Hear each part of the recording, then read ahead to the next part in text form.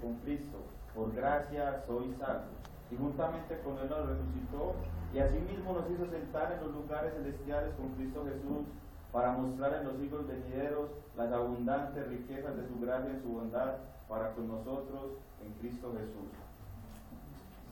Hermano, vamos a orar a nuestro Dios para que nos bendiga este día y nos ayude a glorificar. Señor, Padre, te damos gracias porque el día de hoy, el día del Señor, nos has congregado en tu nombre para darte gloria y alabanza.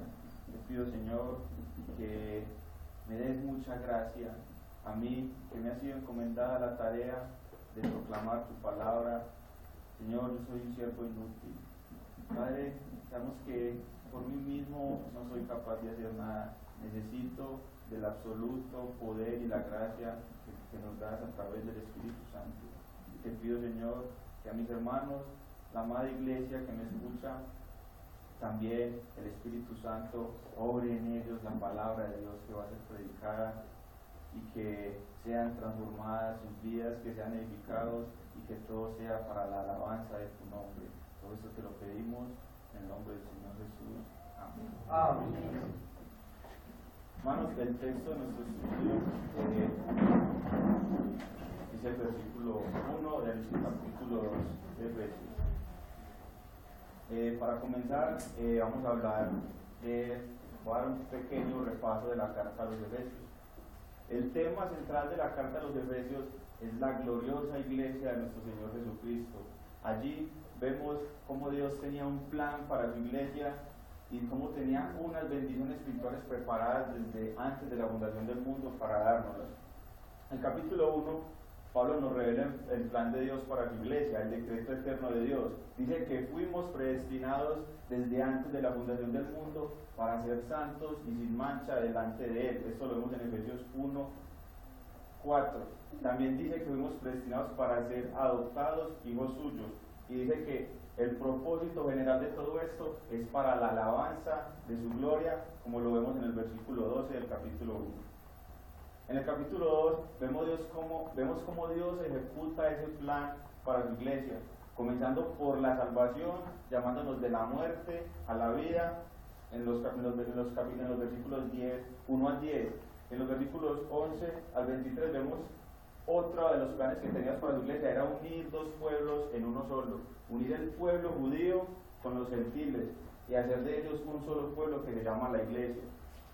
En el capítulo 3 vemos cómo se revela ese plan. Pablo en el capítulo 3, versículo 3 nos dice que por revelación le fue declarado el misterio. Y en el versículo 5 nos dice que el misterio fue a conocer a los hombres, que fue revelado a los apóstoles y a los profetas por el Espíritu, y ellos ahora en su santa palabra nos lo han revelado a nosotros. En los capítulos 4, 5 y 6 vemos las instrucciones de Dios para su iglesia. En el capítulo 4, versículos 3 y 6 vemos cómo Dios exhorta a su iglesia para que estén en unidad, que estén en un mismo espíritu, puesto que están adorando un mismo Dios. También en el capítulo 4, versículos 21 al 32, los exhorta a cambiar los pecados por las virtudes. En el comienzo del capítulo 5, Pablo también exhorta a la iglesia de Éfeso a ser imitadores de Dios. A partir del versículo 21 hasta el 9 nos da instrucciones para el matrimonio y para la familia. Y en el capítulo 6, versículos 10 en adelante, Pablo nos habla de la armadura de Dios para vencer las acechanzas del diablo. El pasaje de nuestro estudio lo encontramos en el capítulo 2. Aquí Pablo nos muestra cómo Dios comienza a realizar el plan que tenía decretado para la iglesia desde la fundación del mundo. Vemos cómo Dios ejecuta lo que se había propuesto hacer antes del principio de los tiempos. Las bendiciones espirituales que habían sido mencionadas en el capítulo 1 comenzarían a materializarse en el capítulo 2. El capítulo 2 comienza con la primera y más importante de las bendiciones espirituales que nos fueron dadas. El versículo 1, en la traducción Reina Valera, nos describe la resurrección espiritual. que es el milagro más grande del mundo. Hermanos, el nuevo nacimiento, la resurrección espiritual, es el milagro más grande del mundo. Vuelvo y leo para ustedes el pasaje. Dice, y Él os dio vida a vosotros cuando estabais muertos en vuestros delitos y pecados. ¿Y qué es esto? Es lo mismo que dice en el versículo 5, dice, aún estando nosotros muertos en pecados, nos dio vida juntamente con Cristo. Entonces, el versículo 1 del capítulo 2 nos narra la resurrección espiritual, que es el milagro más grande del mundo. Y ese es el título de nuestro sermón hoy, el milagro más grande del mundo. El día de hoy veremos tres cosas. Primero veremos el autor del milagro. Pablo nos dice, aquí en la Biblia, dice, y Él os dio vida. Él. Vamos a ver quién es Él, el autor del milagro. También veremos los beneficiarios del milagro. Dice, a vosotros. Veremos quiénes son vosotros, quiénes son esos que van a recibir el milagro más grande del mundo. Y como tercer y último punto veremos la esencia del milagro. Veremos en qué consistió el milagro más grande del mundo. Sin más preámbulos, pasemos al autor del milagro, al primer punto, el autor del milagro. Cuando vemos una gran escultura, nos imaginamos que detrás de esa escultura hay un gran artista. Cuando vemos una gran pintura, nos imaginamos que detrás de esa pintura hay un gran pintor. Pero cuando nos imaginamos el milagro más grande del mundo, tenemos que ver que detrás de él está el hombre más grande y más poderoso del mundo. Así que vamos a ver quién es él, el que nos dice aquí la Biblia. Dice, y él os dio vida. Aquí el versículo comienza con la palabra y él. Comienza como debe ser, con el autor del milagro. Comienza con el precursor de tan maravillosa obra. Por el contexto, podemos ver que cuando se refiere a él, se está refiriendo a Dios el Padre. Hermanos, el versículo 17 del capítulo 1 dice, para que el Dios de nuestro Señor Jesucristo, el Padre de la gloria, os dé espíritu de sabiduría y revelación en el conocimiento de Él. Y continúa hablando de Él hasta llegar al versículo 1 del capítulo 2. El versículo 4 del capítulo 2 nos dice, pero Dios, que es rico en misericordia por su gran amor con que nos amó. Entonces, estos versículos nos ayudan a entender que fue Dios el Padre quien efectuó el milagro más grande del mundo. Pero Pablo no les dice simplemente que fue Dios el Padre. Pablo resalta tres atributos en toda su carta que lo capacitan y lo certifican a él como el único apto para realizar el milagro más grande del mundo. Dios tiene una infinidad, tiene atributos infinitos, pero acá solo vamos a ver los que Pablo resalta en su carta. El primer atributo es la soberanía de Dios. Pablo en su carta, en el capítulo 1, nos dice que Él nos escogió según el puro afecto de su voluntad. Él nos escogió porque Él quiso. Dios es soberano y hace como quiere. Isaías 46:10 dice, mi consejo permanecerá y haré todo lo que quiero. Nuestro Dios es un Dios soberano. Él hace todo lo que quiere en los cielos y en la tierra. No hay nadie que le diga qué hace.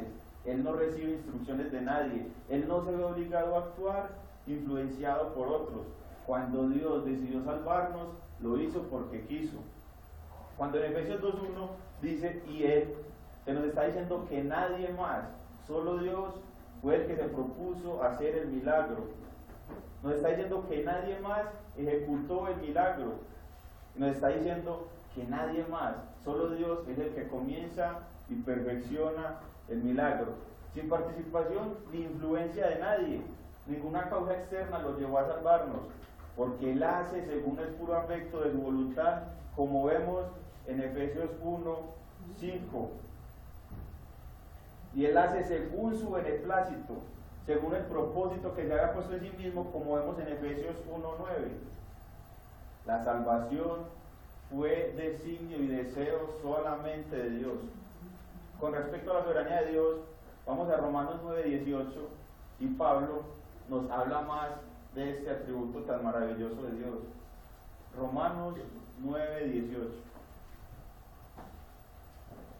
leo para ustedes. Dice: de manera que de quien quiere tiene misericordia, y al que quiere endurecer, endurece. Este versículo es de los más claros en cuanto a la libertad que tiene Dios para otorgar misericordia. El versículo nos dice: de manera que de quien quiere, Dios al que quiere le da su misericordia. Ninguna criatura merece misericordia, todos merecemos el infierno, pero Dios, por su pura voluntad, Él le da la misericordia a quienes quiere, y quienes quiere son sus elegidos, aquellos que fueron predestinados desde antes de la fundación del mundo para ser santos y sin mancha delante de Él. En armonía con el capítulo 1 y con Romanos 9:18, de que Él tiene misericordia de que quiere, podemos deducir entonces que Dios, en ejercicio de su voluntad, de su soberanía, decidió libremente, desde antes de la fundación del mundo, tener misericordia y hacer nacer de nuevo a los que Él quiso. Pero Pablo no solo nos dice que Dios es soberano, Pablo también nos dice que Dios es amoroso. El Dios soberano también es un Dios amoroso, profundamente amoroso. En Efesios 1:5 vemos que Pablo dice: en amor, habiéndonos predestinado. Dios, en amor, determinó y orquestó todo para realizar el milagro más grande del mundo. Lo único que lo movió a Él fue su gran amor. En el capítulo 2, versículo 4, dice: pero Dios, que es rico en misericordia, por su gran amor con que nos amó, aun estando nosotros muertos en delitos y pecados, nos dio vida. Dios nos dio vida por su gran amor. Eso fue lo que lo llevó a Él a salvarnos. Lo único que puede mover a Dios a salvar a los pecadores es su gran amor. Dios en sí mismo es el amor, es su naturaleza. Así como el sol dejaría de ser el sol si no emitiera sus rayos, así Dios, si no fuera amor, dejaría de ser Dios. El amor de Dios es una de las joyas que más brillo le da a su corona. Hermanos, Dios se deleita más en amar que en castigar. El amor de Dios es un amor trascendente, es más allá de todo conocimiento, es un amor eterno e infinito. En el capítulo 3 vemos en el versículo 19 dice: y de conocer el amor de Cristo que excede todo conocimiento, para que seas lleno de la plenitud de Dios. Y en el versículo 18 dice: para que seáis plenamente capaces de comprender con todos los santos cuál sea la anchura, longitud, profundidad y altura de conocer el amor de Cristo. La soberanía de Dios se relaciona con el amor, en que Dios le da amor a las personas que Él quiere, como lo vimos anteriormente. Él es soberano y Él llama de muerte a la vida a los que Él amó soberanamente desde antes de la fundación del mundo.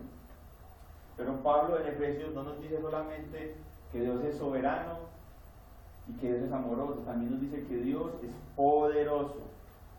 Pablo nos deja ver en su carta que Dios es poderoso. En Efesios 3:20 nos dice que es abundantemente poderoso. Dice: y aquel que es poderoso para hacer todas las cosas mucho más abundante de lo que pedimos o entendemos. Dios hace las cosas más abundantes de lo que cabe en nuestra mente. Nuestra mente está limitada para conocer y entender el poder de Dios. El poder de Dios sobrepasa todo poder, como dice en Efesios 1:19, dice: ¿y cuál la superinminente grandeza de su poder para con nosotros los que creemos, según la operación del poder de su fuerza, la cual operó en Cristo, resucitándole de los muertos y sentándonos en su diestra en los lugares celestiales? Esto nos quiere decir que el mismo poder que utilizó Dios para levantar a Cristo de los muertos fue el mismo poder que utilizó para darnos la resurrección espiritual, para salvarnos. El poder de Dios se relaciona con su soberanía y su amor. Con su soberanía, en que Dios no podría ser soberano si no fuera poderoso. El poder de Dios es lo que le permite ejercer su soberanía. Y se relaciona con el amor, en que fue el amor de Dios lo que lo llevó a utilizar su poder sobre nosotros. Fue su amor lo que le llevó a aplicar todo su poder sobre ustedes y sobre mí para salvarnos. Estos atributos mencionados son particulares de Dios, son solo atributos que Él posee y son los que lo certifican como el autor del milagro más grande del mundo.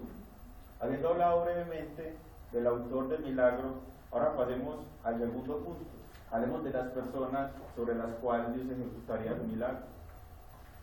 El versículo dice: y Él os dio vida a vosotros. A Pablo, ¿a quiénes se refería con la palabra a vosotros? Pues estas personas en primera instancia eran los creyentes que estaban en Éfeso, los destinatarios de la carta, a los cuales Pablo en Efesios 1, 4, 5 y 11 les había dicho que fueron escogidos por Dios desde antes de la fundación del mundo para ser santos y sin mancha. Estas personas de las cuales está hablando Pablo aquí en el capítulo 2 eran los mismos que le está diciendo en el capítulo 1 que habían sido escogidos para ser santos y sin mancha delante de Dios. Pero observemos en el capítulo 1 que Pablo se incluye con ellos entre los elegidos. En el versículo 4 vemos que dice: según no se escogió en él antes de la fundación del mundo. Y el versículo 5 dice: en amor, habiéndonos predestinado. Pablo se incluye con él. Cuando Pablo les dice vosotros, él también se está incluyendo entre los destinatarios del milagro. Además, Pablo no solo se incluye entre los escogidos, también se incluye entre los muertos a causa de sus pecados. En Efesios 2:5 vemos cómo dice: aún estando nosotros muertos. Pablo dice nosotros muertos, y en el versículo 1 les había dicho a vosotros. Podemos deducir entonces que Pablo utiliza la palabra vosotros y nosotros para dirigirse, en este caso, a las mismas personas, para dirigirse a los escogidos desde antes de la fundación del mundo. Vamos a Colosenses 2:13, que es el pasaje paralelo de nuestro estudio, para ver lo que le dice Pablo a la iglesia de Colosa. Colosenses 2:13 dice: y a vosotros, estando muertos en pecados y en la incircuncisión de vuestra carne, os dio vida juntamente con él, perdonándonos todos los pecados. En este pasaje vemos que Pablo se está dirigiendo a la iglesia de Colosas, y en el pasaje de nuestro estudio se está dirigiendo a la iglesia de Éfeso. Entonces, tenemos que, como los escogidos de Dios, no son solo Pablo, ni los efesios, ni los colosenses, sino que eran mucho más personas. La intención del Espíritu Santo era que los creyentes de toda tribu, lengua y nación entendieran que habían sido elegidos desde antes de la fundación del mundo para obrar sobre ellos el milagro más grande del mundo, la resurrección espiritual. El Espíritu Santo quería que no solo los creyentes de Éfeso conocieran lo que Dios hizo en ellos. Su intención también era que todos los creyentes de todos los tiempos, cuando leyéramos esta carta, nos diéramos cuenta de tan majestuosa obra que había hecho Dios. Aquí podemos ver una de las doctrinas de la gracia, la maravillosa doctrina de la elección.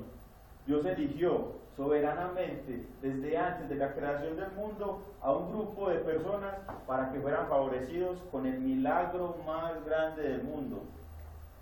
Teniendo claro que los beneficiarios del milagro no solo eran los efesios, sino todos los creyentes y todos los que fuimos escogidos desde la eternidad para salvación, pasemos a ver la esencia del milagro. Si Dios nos había escogido desde el principio para ser santos y sin mancha delante de Dios, era porque no éramos santos y sin mancha delante de Él. Y para cumplir el propósito de hacernos santos, tenía que obrar en nosotros un milagro, pues estábamos muertos. Con esto pasamos al tercer y último punto: los beneficiarios del milagro. El versículo 2.1 nos dice: y Él os dio vida a vosotros cuando estabais muertos en vuestros delitos y pecados. Pablo quería contarle a los efesios y a todos los creyentes la grandiosa obra que Dios hizo en nosotros, para que apreciáramos cuán grande fue la salvación que Dios nos dio, y por eso nos muestra cuál era la condición que teníamos antes de que Cristo nos salvara, para mostrarnos de dónde nos sacó. Pablo comienza a exponer la primera de esas bendiciones espirituales que nos fueron dadas en Cristo Jesús en los lugares celestiales antes de la fundación del mundo. La esencia del milagro lo veremos en dos puntos, en dos subpuntos. Lo veremos la muerte espiritual y veremos la resurrección espiritual o nuevo nacimiento. La muerte espiritual la veremos cuando dice: a vosotros cuando estabais muertos en vuestros delitos y pecados. Y la resurrección espiritual la veremos cuando dice: y Él os dio vida. O en el versículo 5 cuando dice: nos dio vida juntamente con Cristo. Veamos el primer subpunto, la muerte espiritual. ¿Qué significa eso? Significa que éramos escogidos y predestinados para ser santos. Y aunque físicamente estábamos vivos, espiritualmente estábamos muertos. Porque la palabra de Dios dice que la paga del pecado es la muerte. Hermanos, piensen por un instante en un cadáver, pero no piensen en un cadáver que se consume, no, piensen en un cadáver que con el tiempo se va hinchando y se va deformando, descomponiendo. Recuerden de qué edad se convirtieron cada uno de ustedes, y a ese cadáver póngale esa edad, póngale, por decir algo, 30 años de descomposición. Imagínese su olor nauseabundo, imagínese su podredumbre y su fealdad, imagínese los gusanos buscando otro cadáver porque este ya les sabe asqueroso a causa del pecado. Pues bien, eso éramos nosotros. Todos estábamos muertos en nuestros delitos y pecados. Algunos tenían mayor deformidad y olían más maluco que otros porque pecaban mucho más.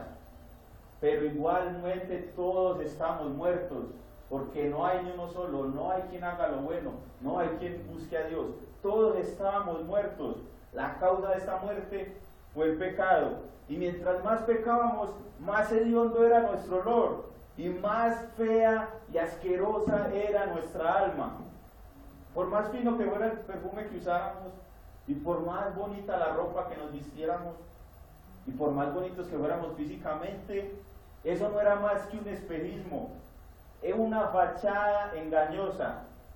Sí, hermanos, detrás de ese bello rostro se escondía un putrefacto y deforme cadáver, cuyos poros solo emanaban pecado, que cada día era más podrido y más apetecido para los gusanos que clamaban desde el infierno para comerse un suculento plato.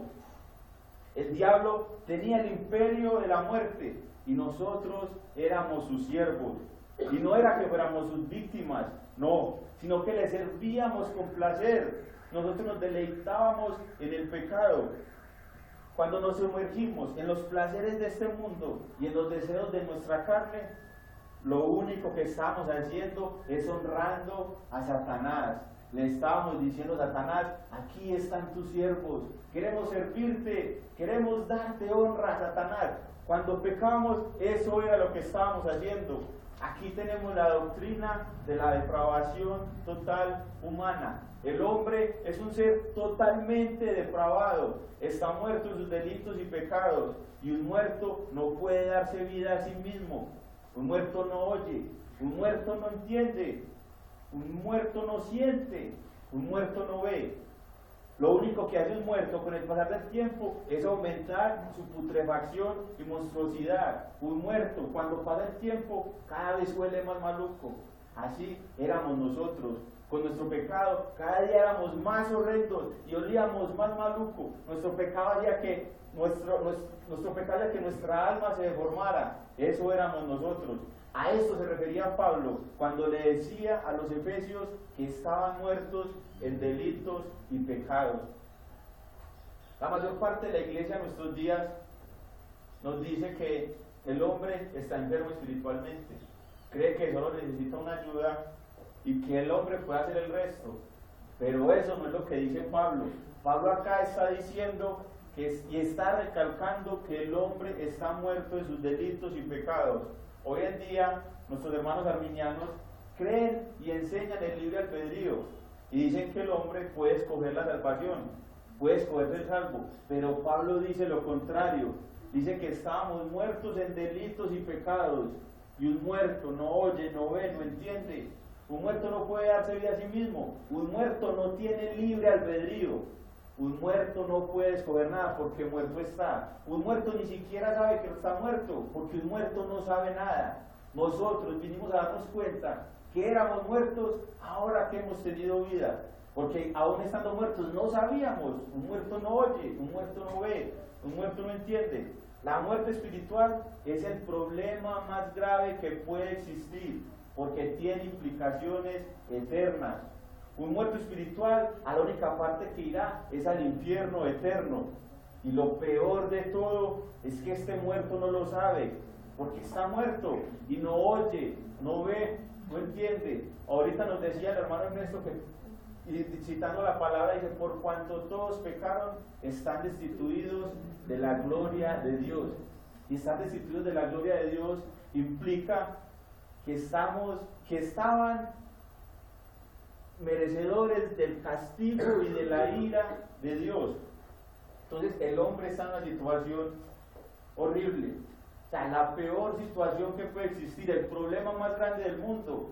El problema más grande del mundo no es una enfermedad, el problema más grande del mundo no es un cáncer, el problema más grande del mundo no es quedarnos sin empleo, el problema más grande del mundo no es que nos muera un familiar, no, el problema más grande del mundo es la muerte espiritual a causa de nuestros delitos y pecados.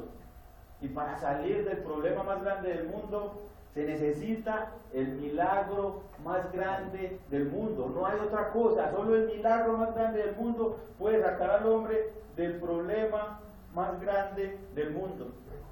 Con esto pasamos a nuestro segundo subpunto: la resurrección espiritual o el nuevo nacimiento. El versículo 1 de la Reina Valera dice: y Él os dio vida a vosotros. Y el versículo 5 dice: aún estando nosotros muertos en pecados, nos dio vida juntamente con Cristo. Nos dio vida. En vista de que el hombre está muerto, totalmente muerto espiritualmente, necesita vida. Pablo está diciendo que si Él nos dio vida, era porque no teníamos vida.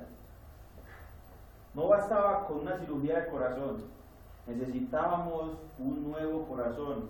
No bastaba con una cirugía de ojos, necesitábamos unos nuevos ojos. No bastaba con corregir nuestra voluntad, necesitábamos una nueva voluntad. Se necesita nacer de nuevo, se necesita una nueva vida, se necesitaba que fuéramos una nueva criatura. Es aquí, en este punto, donde entra en escena otra de las doctrinas muy amada por nosotros los reformados, la doctrina del llamamiento eficaz o gracia irresistible. Y únicamente participan de este llamamiento los muertos que fueron escogidos desde antes de la fundación del mundo para esto. Acompáñenme a 2 Timoteo 1:19. 2 Timoteo 1:19.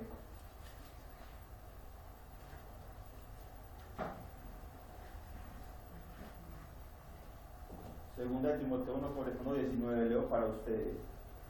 Dice: quien nos salvó, 1:9, perdón, segunda de Timoteo 1:9, Timoteo 1:9, dice: quien nos salvó y llamó con llamamiento santo, no conforme a nuestras obras, sino según el propósito suyo y la gracia que nos fue dada en Cristo Jesús antes de los tiempos de los siglos. Antes de los tiempos de los siglos, Dios nos había dado una gracia en Cristo Jesús, y por esa gracia que Dios nos llamó. Esta gracia coincide y está de acuerdo con las bendiciones espirituales que nos habla el versículo 3 del capítulo 1. Aquí es donde vemos el gran poder de Dios en acción. El mismo poder que obró para resucitar a Cristo de los muertos y sentarlo en el trono de los cielos, fue el mismo poder que obró en nosotros para darnos vida, como dice Efesios 1:19. Se necesitaba el brazo todopoderoso de Dios, obrando para dar vida por medio del Espíritu y la palabra de Dios. Aquí vamos a detenernos y a estudiar un poco cómo así que por medio del Espíritu y la palabra de Dios. Acompáñenme, hermanos, a Ezequiel 37, versículo 9. Ezequiel 37, versículo 9. Y luego leemos el versículo 14.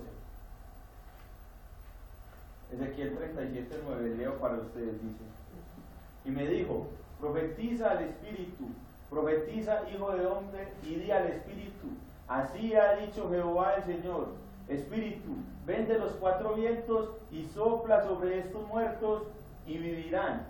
Y el versículo 14 del mismo pasaje nos dice, y pondré mi espíritu en vosotros y viviréis, y os haré reposar sobre vuestra tierra, y sabréis que yo Jehová hablé y lo hice, dice Jehová. Juan 3:8, el pasaje en el que Jesús tiene una conversación con Nicodemo, en el cual él le sugiere, le dice que para poder ver el reino de Dios tiene que nacer de nuevo. Cristo le explica cómo se da este nuevo nacimiento.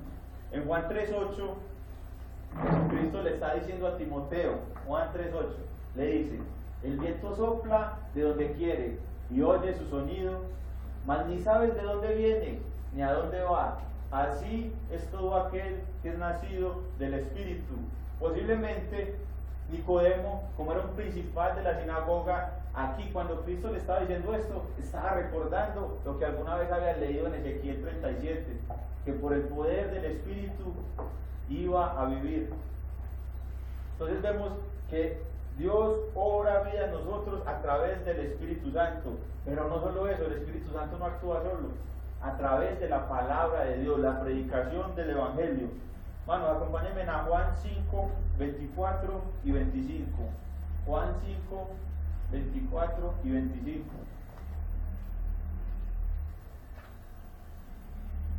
Miremos lo que está diciendo Jesús sobre su palabra.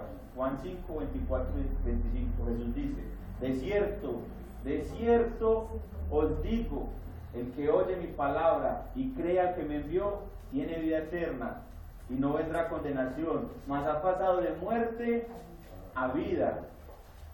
Y el 25 dice, de cierto os digo, viene la hora y ahora es, cuando los muertos oirán la voz del Hijo de Dios, y los que la oyeren vivirán.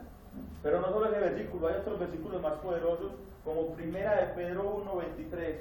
Acompáñenme, hermanos, a la primera carta del apóstol Pedro, capítulo 1, versículo 23.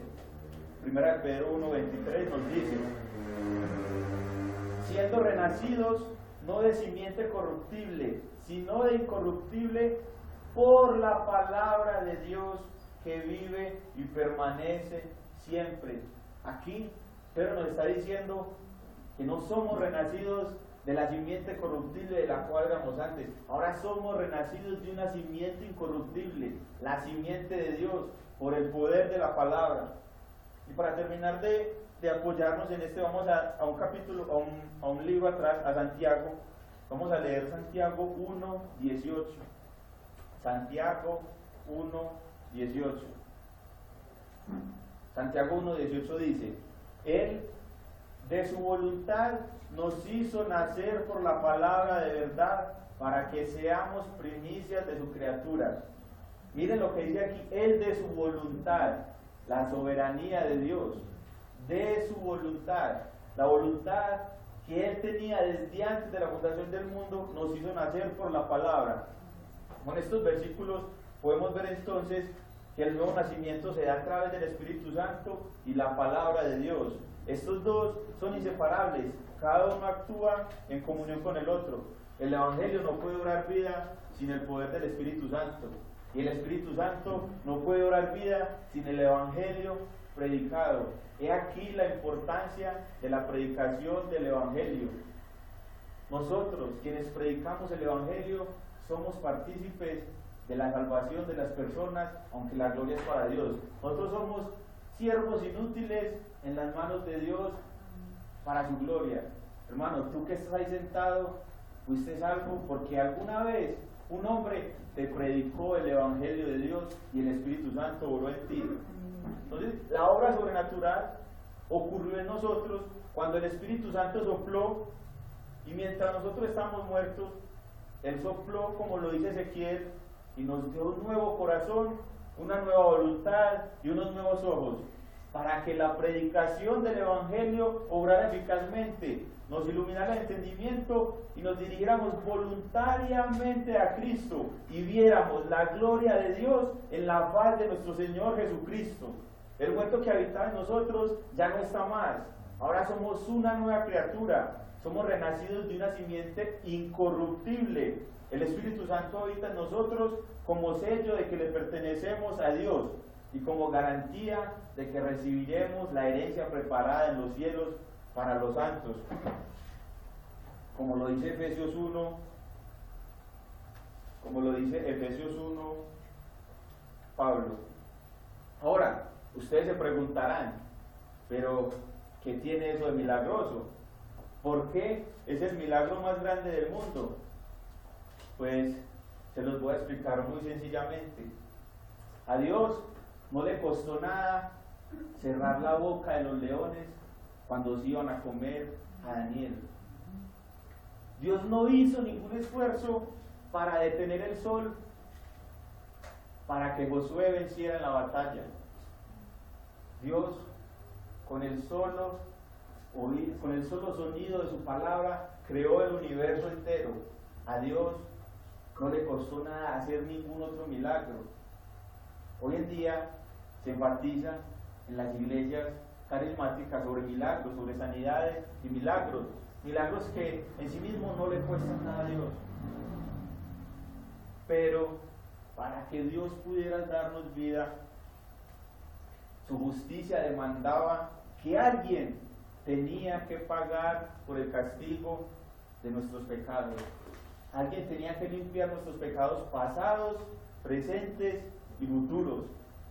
Y Dios, en busca de satisfacer su justicia para darnos vida, entregó lo mejor de sí, entregó a su ser más amado, entregó al Hijo de su complacencia, la joya de más alto valor que Él tenía, la llevó a la cruz y cargó con Él el castigo de nuestra paz.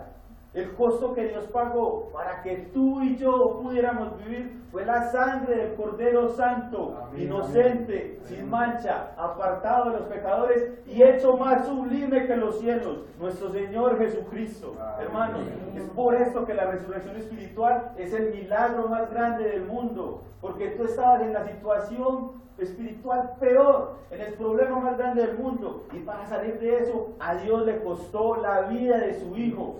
Dios tuvo que llevar a la cruz a su Hijo para poder obrar en ustedes y en mí el milagro más grande del mundo. Hermanos, eso nos debe llenar de gratitud. Nuestro corazón debe hincharse de gozo, porque ese grupo de personas que Dios predestinó desde antes de la fundación del mundo para salvarlos de esa miserable situación y llevarlos a la gloria, se llama la iglesia, la gloriosa iglesia de nuestro Señor Jesucristo, de la cual ustedes y yo hacemos parte, mis amados hermanos.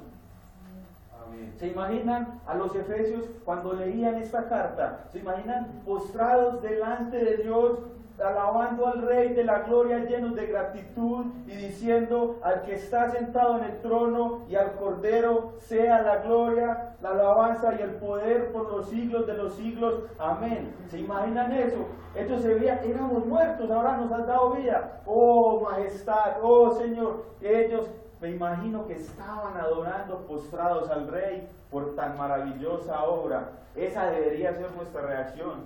Pero no solo eso, sino que debemos tener una actitud constante de gratitud hacia nuestro Dios. Así como Pablo le dice a la iglesia en Tesalónica. Hermanos, acompáñenme en la segunda de Tesalonicenses, capítulo 2, versículos 13 y 14. Segunda de Tesalonicenses, capítulo 2, versículos 13 y 14. Segunda de Tesalonicenses 2, 13 y 14. Leo para ustedes, dice: pero nosotros debemos dar siempre gracias a Dios Dice, siempre gracias a Dios respecto a vosotros, hermanos, amados por el Señor. Debemos dar siempre gracias a Dios, amados por el Señor. ¿Dar gracias de qué? De que Dios os haya escogido desde el principio para salvación, mediante la santificación por el Espíritu y la fe en la verdad. Aquí vemos el Espíritu Santo, su obra y la fe en el Evangelio. Mediante la santificación por el Espíritu y la fe en la verdad, a la cual os llamó mediante vuestro Evangelio para alcanzar la gloria de nuestro Señor Jesucristo. Hermanos, Pablo dice que debemos dar gracias a Dios siempre, siempre, siempre. Hay personas que Dios las cura de cáncer y dan gracias a Dios siempre porque las curó de cáncer. Pero es que nosotros teníamos algo peor que el cáncer. Nosotros no teníamos un cáncer en nuestro cuerpo, nosotros teníamos un cáncer en nuestro espíritu, un cáncer en nuestra alma, un cáncer que nos iba a llevar al infierno eterno. Y Dios, a través de su Espíritu Santo y del Evangelio, nos llamó y nos amó y nos salvó y nos obró en nosotros el milagro más grande del mundo, hermanos. Jamás se nos debe olvidar qué fue lo que hizo Cristo. El milagro más grande del mundo es lo más maravilloso que nos pudo haber pasado. Es la bendición más majestuosa que podemos recibir. Nada se compara con esto. Debemos glorificar a Dios siempre, siempre por esto. En la mayoría de las iglesias carismáticas se enfatiza mucho en otro tipo de milagros, como Dios me dio una casa, Dios me sanó de cáncer, Dios me sacó de la pobreza. Pero si en una iglesia no se glorifica permanente a Dios por el milagro más grande del mundo, es muy posible que sus asistentes no hayan recibido el milagro más grande del mundo. Es muy posible que estas personas no hayan nacido de nuevo. Pero hermanos, como por la gracia de Dios, nosotros no somos de esas iglesias, daremos gloria a Dios eternamente porque hizo en nosotros el milagro más grande del mundo. Nos sacó de nuestra inmundicia y nos hizo nacer de nuevo, y ahora, como dice Efesios, nos hizo sentar en los lugares celestiales con Cristo Jesús. Amén. Hermanos, yo creo que cuando conocemos esto nos debemos llenar de gozo y de gratitud, porque como decía Ernesto ahorita, el hombre es absolutamente depravado. ¿Quiénes somos nosotros en comparación con la majestuosa obra que Dios hizo en la creación? Nosotros somos unos depravados, éramos unos depravados, indignos de tanto, no merecíamos nada. Pero Dios, que es rico en misericordia, por su gran amor con que nos amó, nos dio vida juntamente con Cristo y con Él nos hizo sentar en los lugares celestiales para mostrar en los siglos venideros las abundantes riquezas de su bondad. En el nombre de Jesús, amén. Amén. Hermanos, ¿qué aprendimos hoy? Aprendimos varias cosas. En primera instancia, aprendimos que la salvación es de Dios. La salvación es prerrogativa divina de Él, y Él se reserva el derecho supremo de dar vida a quienes Él quiere. Hoy vimos que Dios es soberano. También vimos que el ser humano en su estado de muerte espiritual se encuentra en incapacidad total para tener vida, para ser salvo y para librarse del infierno. Solo la obra sobrenatural de Dios por medio del Espíritu Santo y el Evangelio puede darle vida y salvarlos. También aprendimos que solo reciben vida aquellos que han sido predestinados para este fin. Los escogidos desde antes de la fundación del mundo son aquellos que reciben vida. Aprendimos también que el milagro más grande del mundo es la resurrección espiritual, es el nuevo nacimiento. Ahí no cabe otro milagro. Para nosotros, el mayor motivo de gozo, el mayor motivo de alabanza y por el cual estamos reunidos aquí fue porque Dios nos hizo nacer de nuevo, fue porque Dios nos resucitó espiritualmente y ahora nos tiene aquí para alabanza de su nombre. Y por último, aprendimos que a Dios hacer cualquier otro milagro no le costó nada. A Dios no le costó nada abrir el mar para que pasara Israel, pero para que Dios obrara el milagro más grande del mundo, Dios tuvo que pagar el precio más alto Dios tuvo que entregar la vida de su Hijo amado, nuestro Señor Jesucristo. Y esa es la más maravillosa muestra de amor. Cristo murió en una cruz, no porque nosotros valiéramos mucho, no porque nosotros lo mereciéramos, no. Cristo murió en una cruz para que se manifestara el amor de Dios y para que todos nosotros lo glorificáramos. En la parte práctica, como aplicaciones, tenemos que, hermanos, este pasaje nos debe hinchar de gratitud. Lo que quiero con esto y lo que quería el Espíritu Santo es que tú salgas de acá gozoso por dimensionar lo que Dios hizo y lo que logró Cristo en la cruz. Hermanos, debemos tener presente lo que ahora somos, pero no debemos olvidar lo que éramos antes. Hermanos, que jamás se nos olvide de dónde nos sacó Dios, que jamás se nos olvide que estábamos en la peor situación, que éramos unos cadáveres putrefactos, oliendo a podredumbre, deformes a causa de nuestro pecado. Sin embargo, por el poder del Espíritu Santo y la predicación del Evangelio, ahora somos santos y sin mancha delante de Él. Así es como nos ve Dios. Nuestra alma y nuestro espíritu han sido restaurados y ahora somos santos y sin mancha delante de Él. Dios nos ve espiritualmente semejantes a Cristo, porque Cristo está en nosotros y nosotros en Él. También este versículo nos hace un llamado a la santidad. Si Dios nos dio vida cuando estamos muertos en delitos y pecados, no podemos seguir viviendo como si estuviéramos muertos. Tenemos que mortificar el pecado e ir creciendo en santidad a la estatura del varón perfecto. Tenemos que demostrar con nuestras obras, con nuestra santidad, de que hemos realmente sido llamados de la muerte a la vida. Otra aplicación es que si ya vimos que el Espíritu Santo no puede obrar vida en las personas sin el Evangelio predicado, esto es una motivación más al evangelismo. Dios también nos hizo partícipes de la salvación de las almas. Afuera hay miles de personas que están en la condición que nosotros estábamos anteriormente, que están muertos en delitos y pecados. Y Dios nos ha llamado a nosotros, a su iglesia, a predicar el Evangelio, al llamar a los muertos a vida, para la gloria de Dios el Padre. Y por último, hay aquí alguna persona que no ha creído en Cristo. Tengo algo para decir. Amigo, mira tu pecado, escudriña tu corazón y observa la maldad que en él hay. Te darás cuenta que estás muerto y que hueles mal y que el infierno está clamando por tu alma. Mientras peor hueles, mientras más pecador eres, más atraído eres por el infierno, más apetecido eres para él.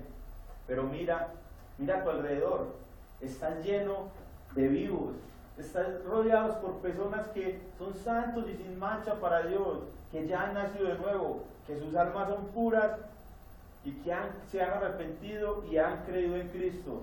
Amigo, hoy puede ser el día de tu nuevo nacimiento, hoy puede ser el día de tu resurrección. Arrepiéntete de todo corazón, pídele perdón a Dios por todos tus pecados y ven a Cristo, porque Él es el camino, la verdad y la vida.